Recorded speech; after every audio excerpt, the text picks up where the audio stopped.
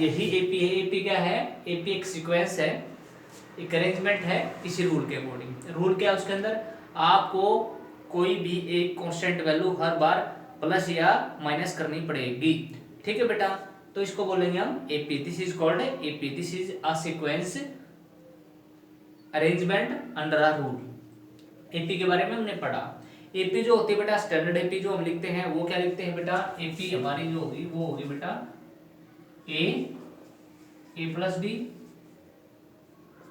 ए plus 2d, ए plus 3d, और last जो term हो जाएगी बेटा हमारी वो हो जाएगी a plus n minus 1 into D. ये लास्ट टर्म होगी, इसको हम लास्ट टर्म बोल देते हैं, सबसे अंत में। n का मतलब सबसे लास्ट। अब अगर इसको हम गौर से देखें तो हर बार क्या हो रहा है, एक फिक्स डिजिट है वो बढ़ रही है। पहले टर्म थी, फिर इसमें क्या बढ़ गया? डी, एक और डी बढ़ गया, 2d हो गई, फिर एक डी बढ़ गया, 3d हो गया, लास्ट तक जाते जाते हमारे क्या है n माइनस 1d तक बढ़ गए हैं। तो बेटा ये हमारी जो है स्टैंडर्ड एपी बोला जाता है इसको। और जो बेटा ए होता है ना बेटा, ये वाला, इसको बोलते हैं फर्स्ट टर्म। फर्स्ट टर्म ये क्या होता है? First term. और जो डिफरेंस होता है ये डी, डी का मतलब होता है डिफरेंस। पर कौन सा डिफरेंस? कॉमन। डिफरेंस भी कौन सा बेटा? जो क्या हो? कॉमन हो। डिफरेंस कौन सा? कॉमन। कॉमन क्यों? देखो कॉमन का मतलब होता है जो सब के साथ हो, सब में साझा हो। देखिए सब में, कॉमन का मतलब सब में सेम है ना डिफरेंस। यहाँ भी 2 है, यहाँ भी 2 है, यहाँ भी 2 है, यहाँ भी 2 है, यहाँ भी 2। इधर में बात करें तो -5 -5 -5 -5, हर बार क्या है डिफरेंस? क्या है? सेम है। और इस कांस्टेंट जो वैल्यू को, यानी वो डिफरेंस जो कॉमन, उसको बोलते हैं कॉमन डिफरेंस। डी को क्या बोला जाता है बेटा? Common difference. ए को क्या बोलते हैं यहाँ पर हम? First term. और ए प्लस में n-1 इसको बोलते हैं nth टर्म, या फिर nth टर्म, या फिर क्या बोलते हैं इसको? Last term. और टर्म को हमेशा कैपिटल ए से शो करना है। जैसे an का मतलब है हमारे पास यहाँ पे क्या हो गया? nth टर्म, और l इसको l से भी दिखा सकते हैं। यहाँ पे a का मतलब होता है, a का मतलब फर्स्ट टर्म a1, a2 का मतलब सेकंड टर्म, a3 का मतलब थर्ड टर्म, और an का मतलब nth टर्म। इस तरह हम क्या करते हैं? डिनोट करते हैं। स्मॉल जो a है हमारा, उससे हम रिप्रेजेंट करेंगे इसको। ठीक है। अच्छा भाई, इसको tn से रिप्रेजेंट भी कर सकते हैं। tn का मतलब होता है लास्ट टर्म, tn का मतलब लास्ट टर्म, an का मतलब first term, a2 second, a3 third. तो इस तरह हम इसको रिप्रेजेंट कर सकते हैं। तो हमारे पास क्या मिल गया? हमें बेटा पता फर्स्ट टर्म का पता मिल गया, हमें कॉमन डिफरेंस का पता मिल गया। यानी अगर हमारे पास a है और d की वैल्यू है तो हम बहुत सारी वैल्यूज निकाल सकते हैं। कैसे? हमारे पास कोई a है, उसमें कॉमन डिफरेंस को ऐड कर दो, अगली आ जाएगी, फिर कॉमन डिफरेंस को ऐड कर दो, थर्ड आ जाएगी, फिर कॉमन डिफरेंस को ऐड कर दो। तो ऐसे ही हम अगर ऐड करते चलेंगे तो हमारे पास क्या आ जाएगी? एपी आती चली जाएगी। हम कितनी भी टर्म से एपी की निकाल सकते हैं। तो बेटा इससे रिलेटेड ही क्वेश्चन आपका दिया हुआ है, क्वेश्चन नंबर आपका है 2। और जो आपकी एक्सरसाइज होने वाली है बेटा, वो कौन सी एक्सरसाइज है आपकी? वो एक्सरसाइज है 5.1। 5.1 एक्सरसाइज में 10th क्लास में क्वेश्चन नंबर 2 अगर हम देखें तो एक क्वेश्चन दे रखा है उसने क्वेश्चन में क्या बोला है भाई? 4 टर्म्स लिखी है एपी की, और A and common difference given है। उसका फर्स्ट जो पार्ट है बेटा, उसमें क्या गिवन है? उसने ए की वैल्यू हमें दे दी है बेटा 10। ए की वैल्यू हमें क्या दी है? उसने 10 दे दी है, और डी की वैल्यू भी उसने 10 दे दी है। ए और डी हमारे पास है, यानी ए क्या? फर्स्ट टर्म है, कॉमन डिफरेंस है। तो अगली 4 टर्म्स, पहले फर्स्ट 4 टर्म्स देखो। फर्स्ट टर्म तो क्या होती है? ए, मतलब ऐसे कैसे लिखेंगे, और फिर क्या हो जाता है? हर बार ऐड हो जाता है डी की वैल्यू। अब डी की वैल्यू 10 है ना बेटा, 10 में 10 ऐड करेंगे कितना हो जाएगा? 20। फिर 10 ऐड करेंगे तो 30, फिर 10 ऐड करेंगे तो फिर 10 ऐड करेंगे तो कितनी भी टर्म निकाल सकते हैं, लेकिन उसने 4 ही टर्म बोले थे, हमने फर्स्ट 4 टर्म्स निकाल ली है। इसी तरह बेटा आपका एक और मैं कराऊंगा आपको, थर्ड पार्ट देखिए, नेगेटिव वैल्यू दे रखी है इसलिए मैं करा रहा हूँ आपको, वैसे इजी ही है। ए की वैल्यू उसने इसमें भी गिवन है। ए की वैल्यू जो उसने दे रखी है हमारे को दी बेटा 4, और डी की वैल्यू दी है -3। ए की वैल्यू दी है 4 उसने, और डी की वैल्यू क्या दे दी उसने? -3 हमारे को यहाँ पे। अब फर्स्ट टर्म क्या हो जाएगी? 4 होगा, और बेटा जो सेकंड टर्म होगी वो क्या होगी? प्लस कर देंगे इसमें 4 प्लस -3, 1। ठीक है। यानी ये हो जाएगा 4, और ये हो जाएगा कितना? 4 में प्लस माइनस माइनस 1 रह जाएगा। अब 1 प्लस फिर -3 प्लस माइनस माइनस हो जाएगा। 1 - 4 कितना हो जाएगा? पहले वैल्यू 4, फिर 1, फिर हो जाएगी बेटा प्लस -2, प्लस माइनस माइनस हो जाएगा, 4 माइनस 3 कितना हो जाएगा, वन माइनस 3। भाई पहले तो क्या था 4 में क्या किया प्लस किया, प्लस माइनस माइनस 4 माइनस 3 कितना हो गया 1।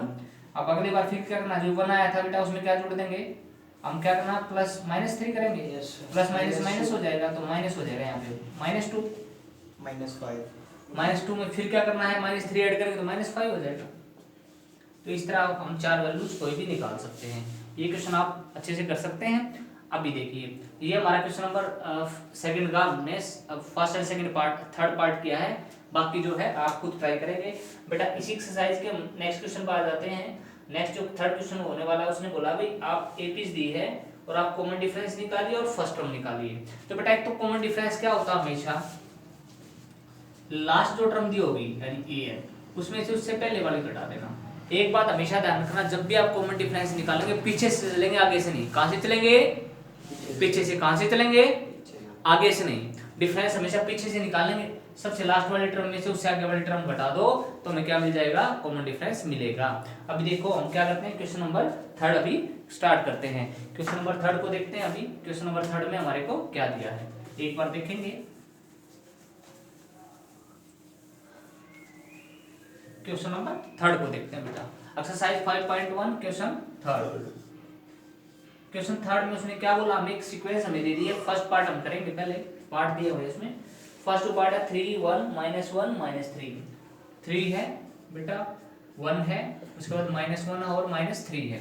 इस तरह वैल्यू हमारे को दे रखी है। 3 है, 1 है, -1 है और -3 है। उसने कहा right first term and the common difference. ये देखिए अभी फर्स्ट टर्म तो बहुत ईजी होती है, जो ये पहले लिखा होता है ये फर्स्ट टर्म है। तो एक वैल्यू तो फर्स्ट टर्म क्या होगी, फर्स्ट टर्म। फर्स्ट टर्म का मतलब एक ही वैल्यू कितनी हो गई बेटा हमारे पास 3। A1 तो हमारा क्या हो गया 3 हो गया। फिर उसने क्या बोला कॉमन डिफरेंस, और कॉमन डिफरेंस मैंने निकालने का लिए मैं क्या बताया था प्रियांशु, क्या बताया था कॉमन डिफरेंस में। कॉमन डिफरेंस सबसे लास्ट जो टर्म हमारे को लिखी हुई है उसमें से उससे पहले वाली क्या कर दो, माइनस कर दो। यानी क्या होता है कॉमन डिफरेंस tn - 1, यानी सबसे पीछे वाली जो टर्म है ये -3, उसमें से माइनस कर दो किसको, इससे पहले वाले टर्म को यानी -1।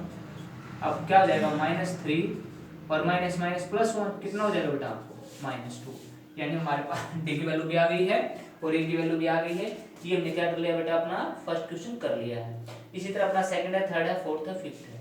तो बेटा फोर्थ 4 पार्ट है इसके बेटा, तो मैं आपको फोर्थ पार्ट और करा दे रहा हूँ इसका क्वेश्चन नंबर थर्ड का। कौन सा पार्ट बेटा, यहाँ पर हम एक पार्ट और कर लेते हैं। कौन सा, फोर्थ पार्ट कर लेते हैं। फोर्थ पार्ट में है पॉइंटों में उसने जो है स्टेटमेंट दे रखी है। अब मैं इसीलिए करा रहा हूँ, कुछ बच्चे क्या करते हैं पॉइंटों को देख करके कुछ थोड़ा सा पजल हो जाते हैं। उसने बोला है इसमें हमारे को 0.6 1.7, 0.6 एंड 1.7। नेक्स्ट जो वैल्यू है उसने बोली है हमारे को बेटा 2.8 एंड 3.9, 2.8 और 3.9, ये उसने हमारे को वैल्यू दे दी है। तो ए की वैल्यू तो क्या हो जाएगी बेटा, पहले वाले बिल्कुल,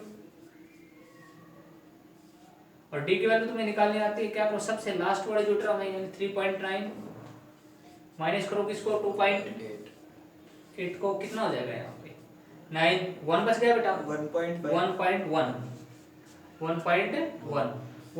क्या हो जाएगा यहाँ पे, डी की वैल्यू हो जाएगी बेटा। तो हमने ए की और डी की वैल्यू को निकालना सीख लिया, बड़ा ही इजी टॉपिक है, आप आसानी से कर सकते हैं। तो बेटा इसी तरह आप क्या करोगे, थर्ड क्वेश्चन भी आपको पूरा जो मैंने छोड़े हैं आपके लिए वो आप सब करेंगे। तो बेटा अब क्या करते हैं, नेक्स्ट पे आ जाते हैं। तो हमारे पास क्या होने वाला है, अगला क्वेश्चन होने वाला है, उसको देख लेते हैं एक बार। अब क्या हो जाएगा हमारे पास बेटा, फोर्थ क्वेश्चन में उसने बोला है हमारे, फोर्थ हमने कर लिया है, फोर्थ अब करेंगे। उसने कहा भाई पहले तो ये बताइए एक सीक्वेंस उसने दे रखी है, क्या ये पी है या नहीं है। अगर वो एपी है तो आप क्या करिए, कॉमन डिफरेंस निकालिए और अगली 3 टर्म निकालिए, जहां तक निकाल रखा है उससे अगली 3 टर्म आपको निकालनी है। एक बार हम देख लेते हैं बड़े अच्छे से। अब फर्स्ट जो है बेटा एक बार देख लेते हैं, फोर्थ का फर्स्ट पार्ट है।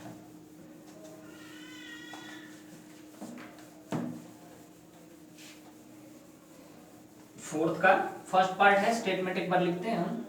हाँ भाई ध्रुव बेटा क्या है स्टेटमेंट, 2 4, उसने स्टेटमेंट में दे रखा बेटा फोर्थ पार्ट का, फोर्थ क्वेश्चन है ना बेटा, फोर्थ का फर्स्ट पार्ट। बोलिए क्या है, 2 2 4, 4 8, 8 16. 16 Yes, sir. इस तरह दे रखा है।